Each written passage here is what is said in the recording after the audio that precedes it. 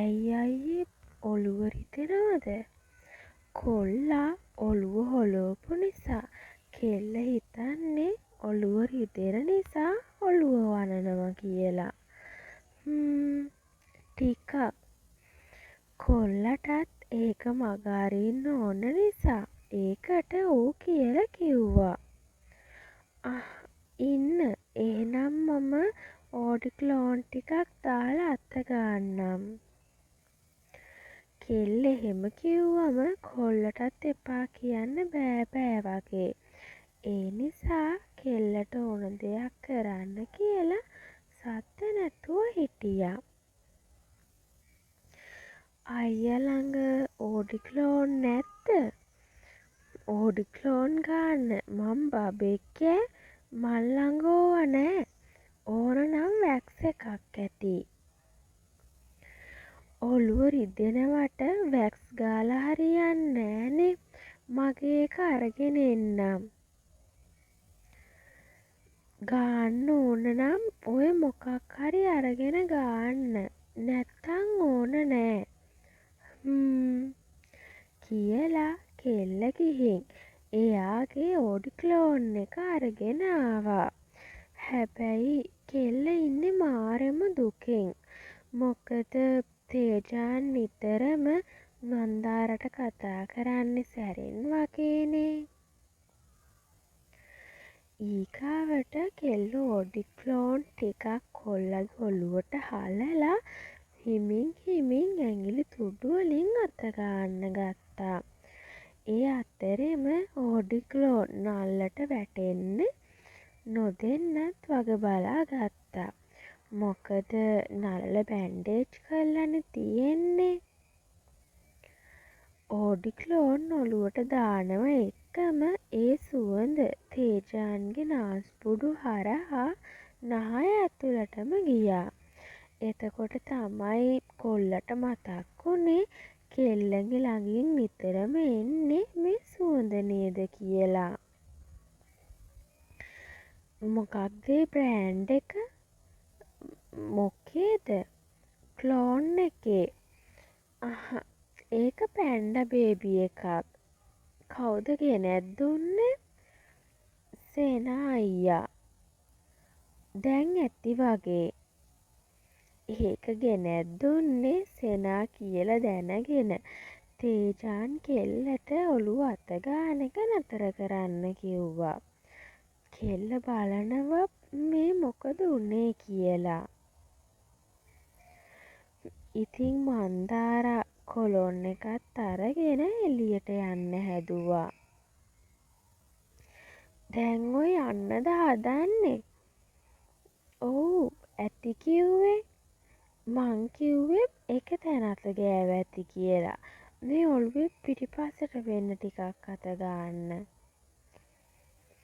අනේ මන්දා මෙයා නම් කියලා හිත කෙල්ල ආයෙම ඇවිත් තේජාන්ගේ ඔළුව අත ගන්න ගත්තා. කොල්ලගේ කෙහෙරැලි කෙල්ලගේ සිහින් අතැඟිලි අතරින් යනකොට දැනෙන සනීපෙට කොල්ලගේ ඇස් අඩවන්න උනේ නොදැනීම. විනාඩි 10ක් 15ක් වගේ තේජාන් එහෙම්ම ඉද්දි මන්දාරා හිතුවේ තේජාන්ට නින්ද ගිහින් කියලා. ඒ නිසාම මන්දාරා හැරිලා එයාගේ කාමරයට යන්න හැදුවා. ඒත් ඊළඟට උනේ කෙල්ල කවදාවත් නොහිතපු දෙයක්. තේජාන් ඇඳ වියලට හේතු වෙලා ඇස් පියාගෙන ඉන්න ගමන්ම වම් අත දික් කරලා මන්දාරගේ අතින් ඇදලා අරන් ඇඳෙන් වාඩි කර ගත්තා. මන්දාරා බය වෙලා ඇස් දෙකත් ලොකු කරගෙන තේජාන් දිහා බලාගෙන ඉද්දි ඊළඟ මොහොතේ තේජාන් එයාගේ ඔළුව කෙල්ලගේ උකුලෙන් තියා ගත්තා. ඔළුව අත ගන්න. තේජාන් තාමත් ඇස් දෙක වහගෙන උඩුබෙලි අතට කෙල්ලගේ උකුල උඩ ඉන්නවා. කෙල්ලගේ සද්දයක් නැති තැන තේජාන් ඇස් දෙක ඇරලා බැරිද කියලා කෙල්ල දිහා බලාගෙනම ඇහුවා. පුළුවන් කෙල්ල ආයෙම එයාගේ ඇඟිලි කොල්ලගේ කෙහිරැලි අතර යවද්දි කොල්ලට තේරුණා ඒ ඇඟිලි ගොඩක් සීතල වෙලා කියලා. බයද කොල්ලා කෙල්ල දිහා බලාගෙනම අහනවා. කෙල්ල වචනයක්වත් කටින් පිට නොකර ඔළුව දෙපැත්තට වැනුවේ නෑ කියන්න. ඒත් කෙල්ලගේ හිතට බයයි ටිකක්. බය වෙන්න එපා. මං කරදරයක් කරන්නේ නෑ. මෙහෙම ටිකක් ඉන්න දෙන්න. ඔළුව අත ගාලම කෙල්ලගේ අත නම් දැන් රිදෙනවා. ඒත් ඉතින් මේ කොල්ලට ඒක තේරෙන්නේ නෑනේ. මම ඔළුව අත ගාන එක ටිකක් නතර කරන්නද? මන්දාරා බැරිම තැන තේජාන්ගෙන් ඇහුවා. කොල්ල ඇස් පියාගෙනම ඔළුව වැනුවේ හා කියන්න. අම්මේ මේ කවුද ඇවිල්ලා? කවුද දරුවෝ? අඳුනන්නේ නෑ. කෝ කවුද? අපි ආවේ පොඩි විස්තරයක් හොයාගන්න. මොනවා ගැනද මහත්තයෝ? මහත්තයලා කවුද? මේ කවුද? ඒ මිනිස්සු ඇහුවේ මේස උඩ තියෙන ෆොටෝ එකක් පෙන්නලා. මේ ෆොටෝ එක තාමත් අයින් කළේ නැත්ද පොඩ්ඩි? අයින් කරපන් මේක. ඒක දැකලා අම්මා පොඩි එකීට බැනගෙන ගියා. කවුද මේ? පොඩි කෙල්ල ඒක අයින් කර පාර ඒ මනුස්සයා ෆෝන් එකෙන් ෆොටෝ එකක් පෙන්නලා ඇහුවා. මේ ඉන්නේ මගේ ලොකු කෙල්ල. ඒකි මලා කියලා මං හිතන් ඉන්නේ. ඒ නිසා කවුරුත් ඒකි ගැන අහනවට මං කැමති නෑ මහත්තයෝ.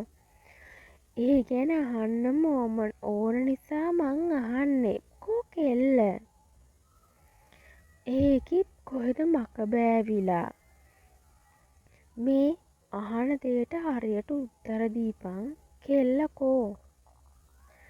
කියමින් ඒ මනුස්සයා අම්මගේ බෙල්ලෙන් අල්ලලා බිත්තියට තියලා තද කළේ පොඩි කෙල්ල මරහඬ දෙද්දී. ඒකිත් කොල්ලත් එක්ක රට ගිහින් තාම මට කතා කරෙත් නෑ මහත්තයෝ. අම්මා බොහොම අමාරුවෙන් වචන ගෙට ගහගත්තා.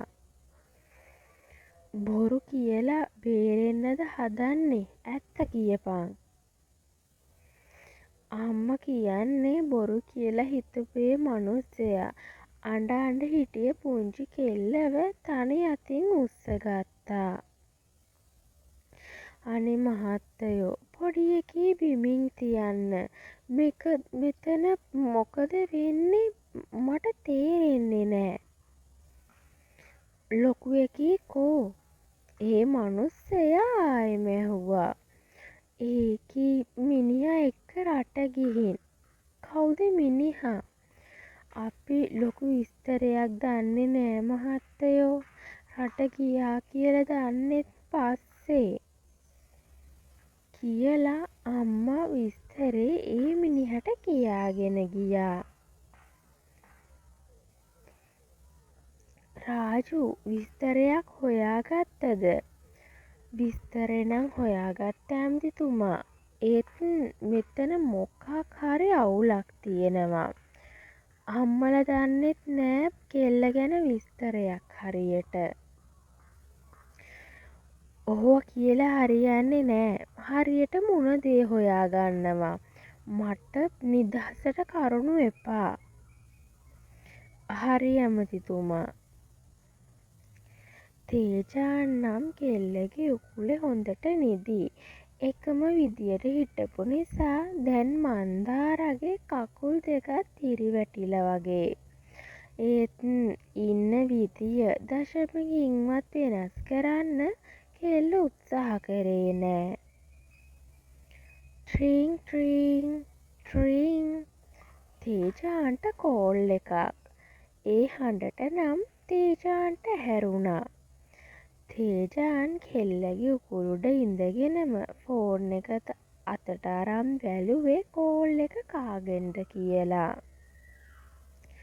හෙලෝ ඇමතිතුමා, මට කියපු වැඩේ නං හරියට බලන්න බැරි වුණා.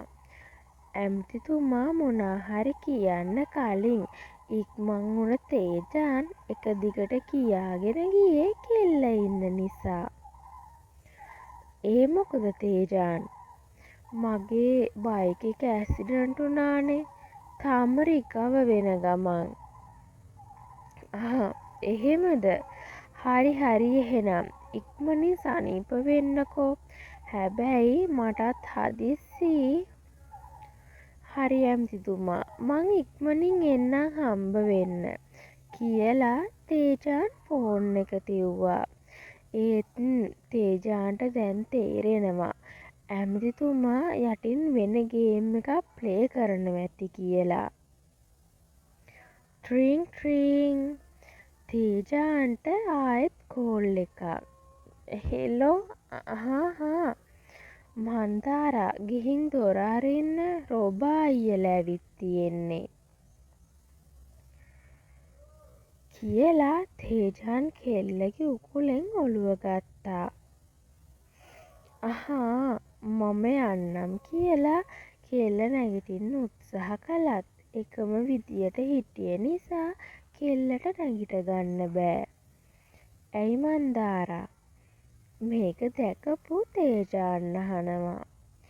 මගේ කකුල හිරිවැටිලා වගේ.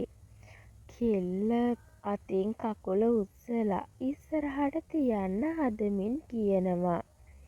එතකොට තමයි තේජාන්ට වැඩේ තේරුනේ. පිස්සු කෙල්ලෙක්නේ, කලින් කියන්න එපැයි. තේජාන්ට කෙල්ල පව් කියලා හිතුණා. ඊළඟට ඔහොම ඉන්නකෝ කියූ තේජාන් එයාගේ කකුල් දෙක ඇඳෙන් පහළට දාලා මන්දාරගේ කකුල් දෙක ටිකක් තද කරලා පෑගුවා. දැන් හරිද? කෙල්ල ඔළුව වැනුවේ නෑ කියන්න. ඊළඟ මොහොතේදී කෙල්ලව වම් අතින් උස්සගත්ත තේජාන් කෙල්ලව කෙල්ලගේ කාමරෙන් ඉඳලා පහළට ආවේ දොර අරින්න. මෙච්චර වෙලා මොකද කළේ අප්පා? මන්දාර හරි එවන්න තිබුණනේ. තේජාන් දොර ඇරියම ජනියා කියන්න ගත්තා. මම කතා කරා. ඒකිට ඇහුනේ නෑ. නිදිද කොහෙද? මේ සුදු අයියලගෙන් මාර හුරු පුරුදු සුවඳක් එනවා කියමින් රොමා ඉවල්ලනවා. මොන මගුලක්ද යකෝ කරන්නේ? මේ දැක්ක තේජාන් මල පැනලා රොමාට කෑ ගහනවා. දෙන්නම නවත්ත ගනියව්. මට වතුර එකක් ගෙනෙල්ලා දිව ගිලෙන්න වගේ. රොබා අයියා කෑ ගැහුව නිසා අනිත් සියලුම දෙනා වාඩි වෙද්දී රෝමා වතුර එකක් අරන් එන්න ගියා.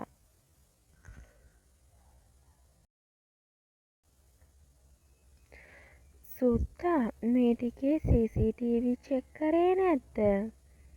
නෑ රොබා අයියේ. මම හිතාගෙනම හිටියේ ඒත් බැරි වුණා. ටිකක් බලපන්. අද අපි එද්දී අපේ වාහනේ පස්සෙන් ආව වීල් එක මට වැඩි ඇල්ලුවේ නෑ.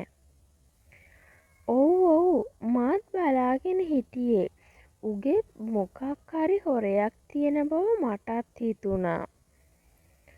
සුද්දා, උඹ මොකද්ද කෙල්ලට කරන්න හිතන් ඉන්නේ? රොබා අයියා ඊළඟට තේජාන්ගේ මූණටම ඇහුවා.